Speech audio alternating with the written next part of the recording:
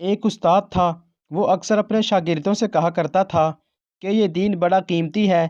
ایک روز ایک طالب علم کا جوتا پھٹ گیا۔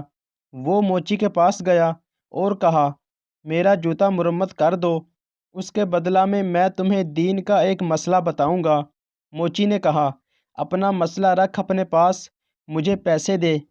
طالب علم نے کہا، میرے پاس پیسے تو نہیں ہیں۔ موچی کسی صورت نہ مانا اور بغیر پیسے کے جوتا مرمت نہ کیا۔ طالب علم اپنے استاد کے پاس گیا اور سارا واقعہ سنا کر کہا، لوگوں کے نزدیک دین کی قیمت کچھ بھی نہیں۔ استاد عقل مند تھے۔ طالب علم سے کہا، اچھا تم ایسا کرو، میں تمہیں ایک موتی دیتا ہوں، تم سبزی منڈی جا کر اس کی قیمت معلوم کرو۔ وہ طالب علم موتی لے کر سبزی منڈی پہنچا اور ایک سبزی فروش سے کہا، اس موتی کی قیمت لگاؤ۔ اس نے کہا کہ تم اس کے بدلہ یہاں سے 2-3 لیموں اٹھا لو، اس موتی سے میرے بچے کھیلیں گے۔ وہ بچہ استاد کے پاس آیا اور کہا، اس موتی کی قیمت 2 یا 3 لیموں ہے۔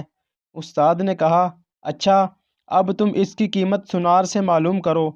وہ گیا اور پہلی ہی دکان پر جب اس نے موتی دکھایا تو دکاندار حیران رہ گیا۔